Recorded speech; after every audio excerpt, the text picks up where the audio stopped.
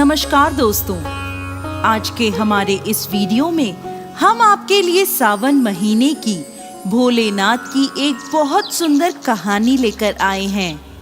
एक समय की बात है, किसी गांव में एक बुढ़ी अम्मा अपने बेटे के साथ रहती थी। माँ बेटे बहुत मेहनत मजदूरी करके अपना गुजारा करते थे। एक बार बुढ़ी अम्मा के मन में विचार आया कि अब उसका पुत्र विवाह के योग्य हो गया है, अब उसे अपने लिए बहू ले आनी चाहिए। कुछ समय बाद बुढ़ी अम्मा ने अपने बेटे का विवाह एक सुशील कन्या से कर दिया। उसकी बहू बहुत सुंदर, सुशील और संस्कारी थी। वो नित्य प्रति जल्दी उठकर घर की साफ सफाई कर स्नान आदि करती और भगवान शिव का अपने घर में ही पूजन करती। विवाह के कुछ समय बाद सावन का महीना आया। बुढ़ी अम्मा की बहू भगवान भोलेनाथ की अनन्य भक्त थी। उसके मन में ये विचार आया कि वह सावन के महीने में मंदिर जाकर शिवलिंग पर जल अर्पित करे। अपने मन में आए विचार को उसने अपनी सास से कहा, माता जी, सावन का महीना शुरू हो गया है, मैं शिव मंदिर जाकर पूजा पाठ करना चाहती हूँ, शिवलिंग पर जल अर्पित करना चाहती हूँ। लेकिन बुढ़ी अम्मा ने उसे मना कर दिया और कहा, घर में ही पूजा कर लो, मंदिर जाने से समय बर्बाद होगा, इतने समय में घर का सारा काम हो जाएगा। ये बात सुन बहू उदास हो गई, लेकिन कुछ नहीं कर सकी। उदास होकर घर के कार्यों में लग गई। उस दिन उसने कुछ अन्न जल ग्रहण नहीं किया। अगले दिन बहू कुएं से जल लाने गई। रास्ते में उसने देखा गांव की दो लड़कियां पूजा की थाली सजाकर मंदिर की ओर जा रही हैं। उसने उन्हें रोका और पूछा, तुम सब कहाँ जा रही हो? तब वह बोली, सावन का महीना शुरू हो गया है, हम सब भगवान भोलेनाथ का पूजन करने मंदिर जा रहे हैं। ये सुन वह फिर उदास हो गई।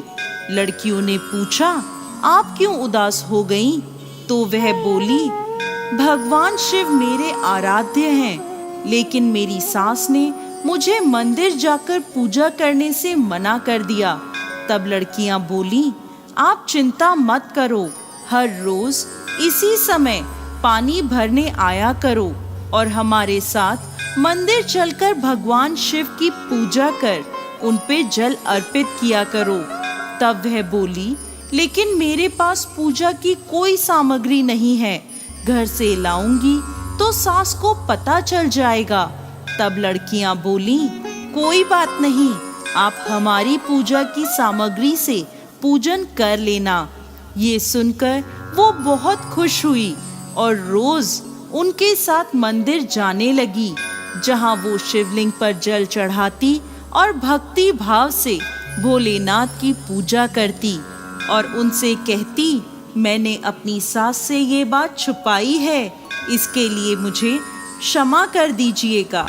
ऐसे ही पूरा सावन का महीना बीत गया। सावन के अंतिम दिन उसने सोचा, पूरा महीना मैंने इन लड़कियों की पूजन सामग्री से पूजा करी है, आज तो मुझे अपना कुछ भोलेनाथ को अर्पित करना ही चाहिए। ऐसा सोचकर उसने अपनी नाक से सोने की नथ उतारी और उसे धोकर शिवलिंग पर अर्पित कर दिया और पूजा कर घर आ गई। घर आकर वो अपनी सास से नजर छुपाकर इधर उधर घूम रही थी, क्योंकि वो जानती थी कि उसकी नाक में नथ ना देखकर सास जरूर पूछेगी कि नथ कहाँ गई। ऐसे ही दोपहर हो गई। तभी अचानक सास की नजर उसकी नाक पर गई और नाक में नथ ना देखकर सास ने पूछा, बहू, तुम्हारी नथ कहाँ है? तो वह बोली, माँ जी, मुझे नहीं पता, शायद कहीं गिर गई होगी। सास बोली, अच्छा, तो ये बताओ कि तुम आज कहाँ कहाँ गई थी, वहीं जाकर ढूंढ लेंगे। बहू बोली, मैं सुबह पानी भरने गई थी, तब तक तो मेरी नाक में नथ थी। इसके बाद मैं उपले थापने गई थी। सास बोली, चलो वहीं चलकर देखते हैं। दोनों वहां पहुंचे जहां बहू ने उपले थापे थे। सास ने बहू से कहा, चलो अब ये उपले तोड़कर देखते हैं। दोनों सास और बहू उपले तोड़ने में लग गईं। जैसे ही दोनों ने उपले तोड़े, दोनों के उपलों में एक एक नथ निकली। सास बोली, नथ तो एक ही थी, ये दो कैसे हो गई? इसके बाद सास ने एक एक कर सारे उपले तोड़ने शुरू कर दिए। अब सास उपले तोड़ती जाए और उन सब में से नथ निकलती जाए।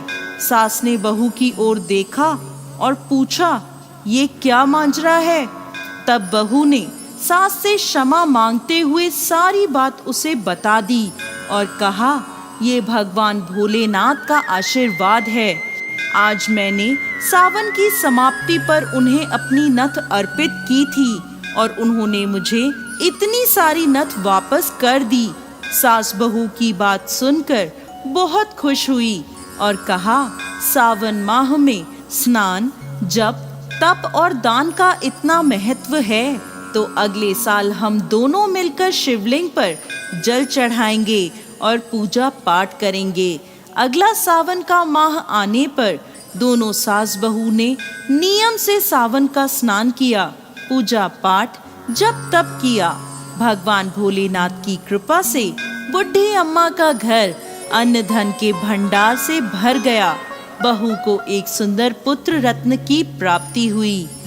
हे भोलेनाथ, जैसी कृपा बुढ़ी अम्मा और उसकी बहू पर करी, वैसे ही इस कहानी को कहते, सुनते और हुंकार भरते सब पर करना।